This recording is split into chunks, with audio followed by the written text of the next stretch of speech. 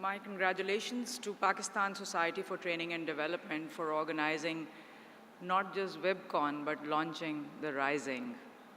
I feel that it is going to be a phenomenal journey to self-actualization for women, and I wish you all the best in this endeavor. Special congratulations to Ms. Zubina Sadiq for doing this for so many years and still being so passionate about it, right? I was quite energized when I was listening to her, and then of course the video that I saw, it just sort of lifted my spirits. So, as you know, my name is Fauzia Viqar, and I work on women's empowerment. And when people ask me what I do, and I say that I work on women's empowerment, I wait.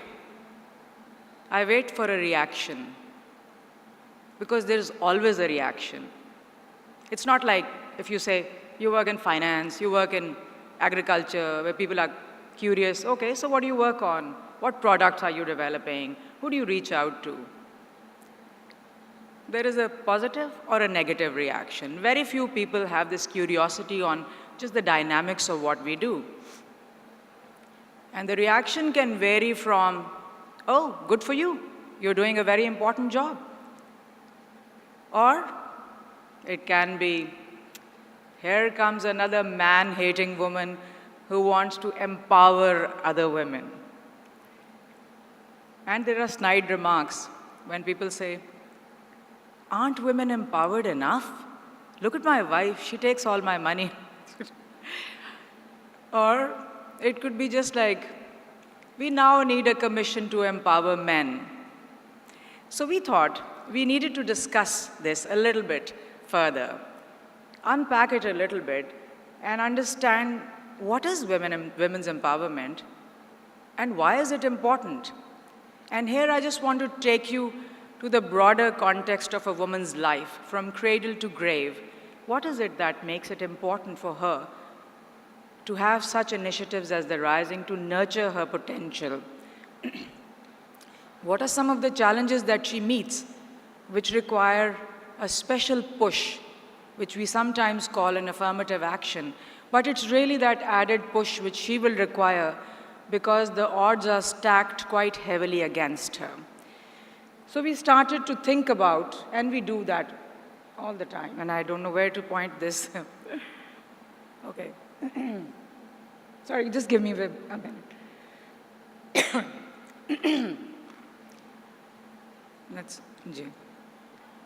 So we started to think about what is women's empowerment, and I will show you this video which I really found very important, but a little bit later, because in my own journey I felt it's really about having the same opportunities and not being denied just because of your gender.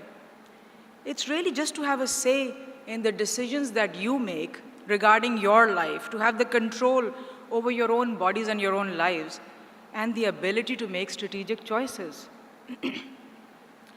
It's really about just being treated as an equal citizen, and as an equal person, a human being. So I will play this video for you, which tells you a little bit about the travails and traverses of a woman.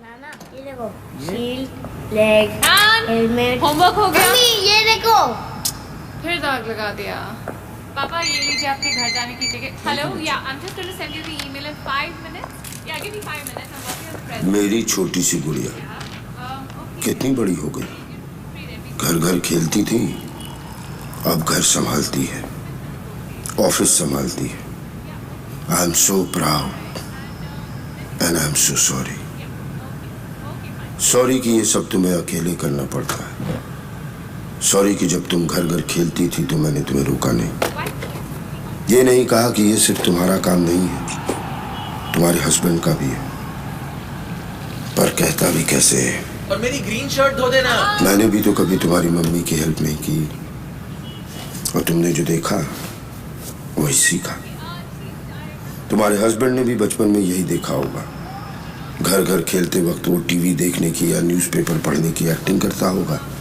और तुम जैसी कोई छोटी सी लड़की चाय बनाने की acting करती होगी उसके डैड की तरफ से सॉरी, तुम्हारे डैड की तरफ से सॉरी, और हर उस डैड की तरफ से सॉरी जिसने कई कई सालों से एक गलत एग्जाम्पल सेट किया।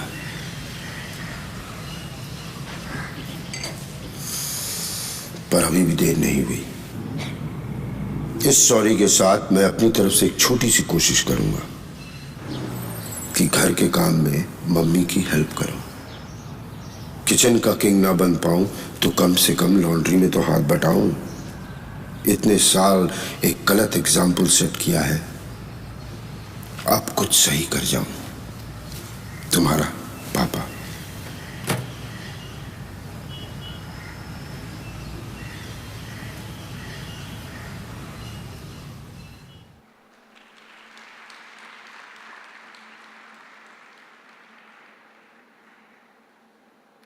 Okay, somebody needs to operate this thing for me. I need to go forward.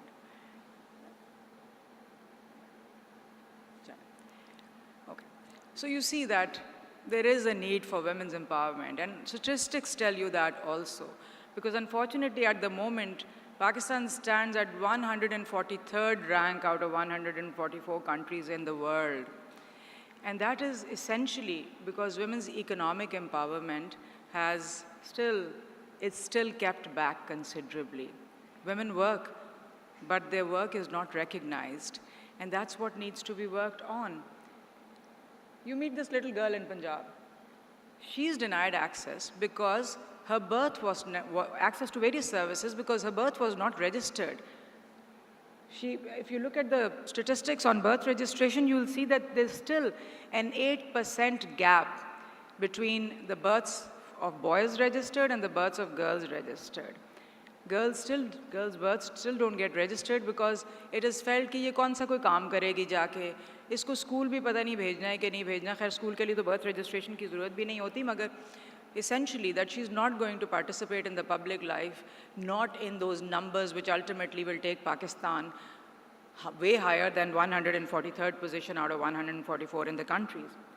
If you look at the national identity card numbers, there's still an 18% gap between CNICs of women and CNICs of men. And that translates into millions of women who are denied this basic right of citizenship that is translated or that is represented in the form of the national ID card, and also links with her various opportunities. It then translates into her choice in terms of who is going to govern her, who can govern this country. And if you look at those numbers also, the registered voters from 2017, there was a gap of 12%, which is close to many, many crores, if you look at the numbers. So this is why it is important to understand that we need to empower a girl from beginning till the end, from birth to death. And it starts with simple things like birth registration. You go on to other areas, her health, it suffers usually. You look at this little girl, she's at a definite risk of malnutrition. In Pakistan, I was horrified to hear that the risk of stunting or the prevalence of stunting is one of the worst in the world. Stunting is the time when the child is way below their normal height at which they should be. But because of malnutrition, they are way below that. And in that also, you see that girls are more stunted because when a choice has to be made as to who is going to get the food, generally, people tend to favor their sons. And I guess rightly so, because if he's going to go and earn and bring money and food home for the family, then might as well invest on him. So, therefore, you see that the figures on health, in terms of the figures on health also, girls suffer a lot. And it's curious that in our province and in our country, it's only here that women live less or less longer than men. Normally, everywhere in the world, men live much less than women. There's an average 2 years, 3 years gap. Here, women tend to live 1 year less longer than the men, which is a curiosity, and we need to look at why. If we look at the maternal mortality in Pakistan, it is very high. We've gone way up in the sense that we started off from 1990s to 431 out of 100,000, and we are now at 178 out of 100,000, but still these are 178 women among every 1 lakh women who die giving birth to a child. And in that also you will see that there is a great disparity in terms of where you're born and the area that you live in. So women in Pakistan, in Punjab, are probably going to die much less from childbirth than they are going to in Balochistan. And in Balochistan, the numbers are horrific, above 650 women per every 100,000 women that die out giving birth to a child. So that then also reflects in education. We still have gender disparity in education. And if you see, this girl never went to school because the parents were thinking, is it worthwhile to send her to school at all? Shouldn't she just stay back? And what is she going to achieve out of education anyway? Which then gets translated into national numbers, and you see that there's still a considerable difference, an 18% difference in the literacy rate of women and men. You see men are at 72% in 2015-16, yes, and women are at 54%. That's a very large, very, very large gap, which begs us to consider the question why women need to be empowered. And it's not just for men, but for women also. We need to not only empower ourselves, but we need to empower other women also. It also reflects in our net enrollment rates, which, by the way, Pakistan has taken tremendous efforts in the recent past to increase girls entering school. And at the primary level, the net enrollment rate has the gap has almost finished. But still we find that much more girls don't join school or drop out of schools. Because when it comes to the choice of keeping one child in school, then it's often the boy who is kept in school and the girl, and again, for reasons which are economic. There are social issues also. This is a picture of a little girl who was married off to a 40-year-old. It seems like a story we've never come across, but the commission that I had, we come across such stories every day through the helpline that we run. Only yesterday I got a frantic call from Faisalabad saying, there is this little girl who's getting married and you need to stop this marriage. So whatever we did was a separate question, but this is a reality of our lives, that girls are still getting married very young. Sorry, just going back. On your left, on your right, my left, there is that little picture on the picture on the right, which is a video essentially that was made by the government of Punjab, what we made, to raise this awareness that girls must not get married young, because now the law has been strengthened to make sure कि कम उम्री और ज़बरदस्ती की जो शादियां हैं उनको एक criminal offense declare किया जाए, and there is a strong enough punishment for that, because any marriage thank you, any marriage which is conducted for a girl who is less than 16 years and for a boy who is less than 18 years is an illegal marriage. It is an underage marriage and it is punishable. It still has to be dissolved by the court, but it is a punishable offense. और उसकी जो सज़ा है वो खाली लड़के को नहीं मिलती, उसके माँ बाप को भी मिलती है और लड़की के बाप को भी मिलती है, because of the fact कि ये सारे complicit होते हैं तो ये शादी होती है, वरना such marriages cannot happen.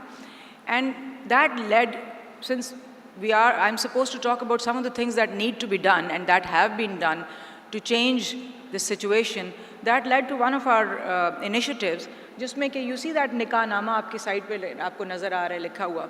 It's actually an initiative that we started last year, by virtue of which we felt we should educate the nikah registrar. उसका भी बहुत बड़ा role है, because he officiates, he's a public official and he officiates on the marriage on child marriage, and he also many times actually takes away the rights in marriage.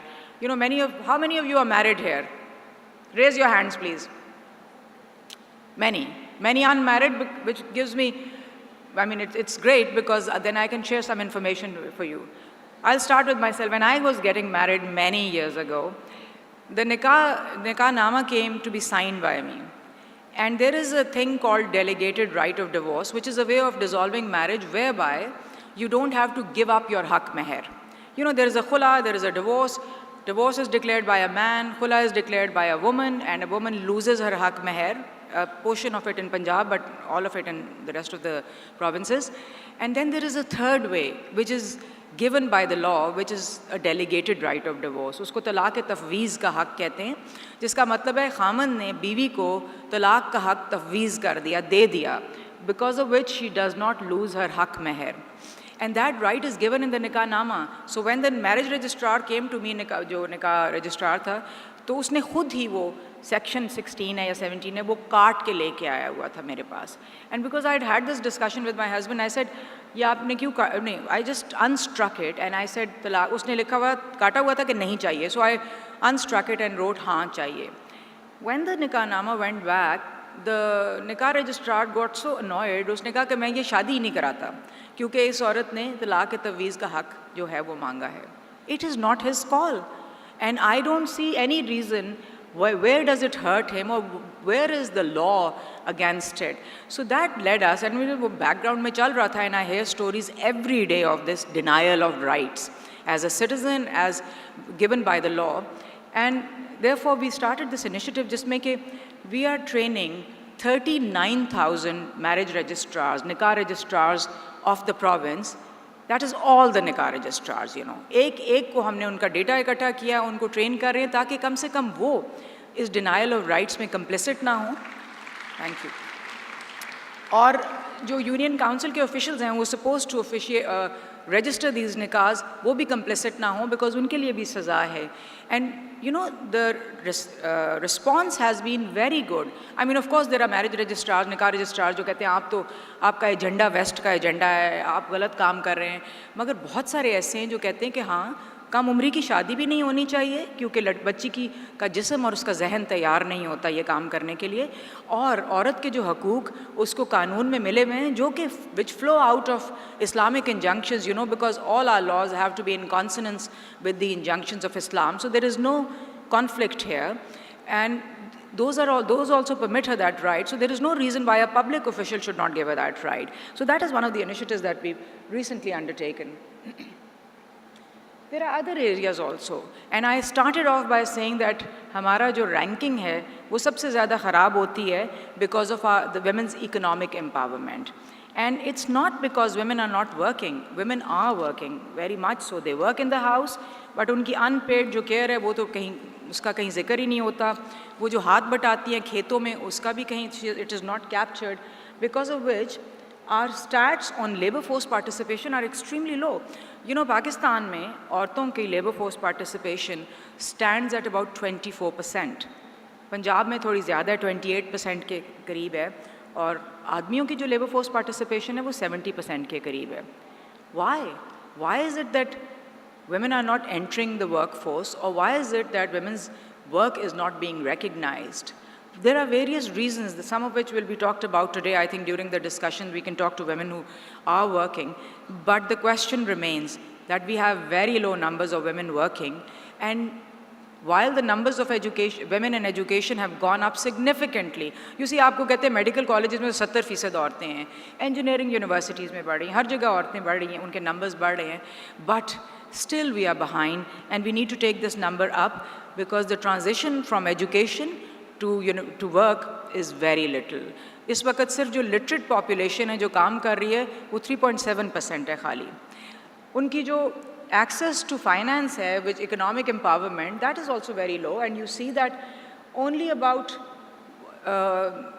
I have the numbers, 128,000 bank accounts were held in a public sector bank, in a government bank, which is 4 times less than that of men. Women don't hold accounts. In fact, आपने एक report पढ़ी होगी recently, World Bank की Findex Index जो है, वो कहता है कि पाकिस्तान में 100 million unbanked हैं, जिनमें से majority औरतों की है. जब औरत काम पे पहुंचती है तो मैंने पहले भी जिक्र किया कि उसके साथ बहुत सारे issues आते हैं, जिसमें कि harassment is one of them. And to take care of that harassment also, many initiatives were started. These are just some numbers, because I think I'll skip because I see that I need to rush. This is an initiative whereby An ombudsperson an office of the ombudsperson was established ताकि वो specifically harassment की complaints को deal कर सकें और उनके पास cases आते हैं and वो deal करते हैं and many women take courage from that. Violence against women is the order of the day. We have, multiple cases, they get reported, but now what is being done? आप देखेंगे कि responding to violence against women के लिए यहाँ पे जो आपको पता नहीं slide पे नज़र आ रहा है कि नहीं आ रहा, a law, especially domestic violence, a law was passed in 2016 by virtue of which domestic violence was made into an offense. और खाली law को नहीं बनाया गया बल्कि एक concept लेके आया गया कि एक ही छत के नीचे जो domestic violence की या दूसरी हर तरह की जो violence की victims हैं उनको हर तरह की relief मिल सके, FIR भी वहाँ पे कटे, उनका वहीं पे court भी हो, medical legal exam भी वहाँ पे हो, counseling भी वहाँ पे हो. These are called violence against women centers, and they have turned out to be a brilliant phenomenon where a woman gets all the services under one roof. The first has been established in Multan, remaining are going to be established in all the other districts. But we also have Darul Amans in Punjab, in every district, जहाँ पे औरतें जो victims of violence हैं, they can go and register their complaint. I just need like 2 more minutes. I think this is useful information, so we'll finish. Okay. And police में अब front desks बनाए गए हैं to deal sensitively with women especially, and we monitor that. Similarly, the numbers of government officials in the police, this is a helpline of the government which the commission runs. 1043 आप number देख रहे हैं, इस पे 65,000 के करीब calls आ चुकी हैं, जिनमें औरतें they complain of state inaction, they want information, so they are provided information and the state is held accountable because हम पूछते हैं तो पुलिस थाने से कि भैया आपके पास एक औरत आई थी तो आपने उसकी सुनाई क्यों नहीं की, and believe me, that's helped bring about a significant mind change in the police force as such. Police ने अपने numbers भी बल्कि बढ़ा दिए. आप देख रहे हैं कि पुलिस के में औरतों का नंबर बहुत लो है मगर बढ़ रहा है, जुडिशरी में औरतों का नंबर बढ़ रहा है, प्रोसिक्यूटर्स में औरतों का नंबर बढ़ रहा है, एडवोकेट्स में औरतों का नंबर बढ़ रहा है, because of the fact that we monitor this, the government monitors this. और एक policy directive आया था कि पंजाब में कम से कम 15% women का quota लाजमी है in all public sector employment. There was also a law which was passed in 2014 which said that 33% of the boards and committees of the government must comprise of women. Why is it that bright women like these cannot sit on the boards and in other decision-making forums of the government? So that law helped bring about a considerable change in the country. I'm just going to flip through this. And now we have a cohort of a large group. Can we move forward, please? Achha. A large group of women who have been inducted as possible candidates for public sector boards. We had an event yesterday. We've got a Women in Leadership initiative, which I hope many women over here have already joined and more will join also. 18 laws were changed by virtue of which women could be given that special push that I talked about earlier. Institutions were formed, as you see. We started to measure. वो कहते हैं what doesn't get measured doesn't get counted and there's no work on it. So this is a gender database which is unique in the world as a matter of fact. We started to measure where are women at, and every year it is analyzed and government is told कि जी ये women are behind, and this is a government initiative, by the way. I've talked about the Fair Representation of Women Act.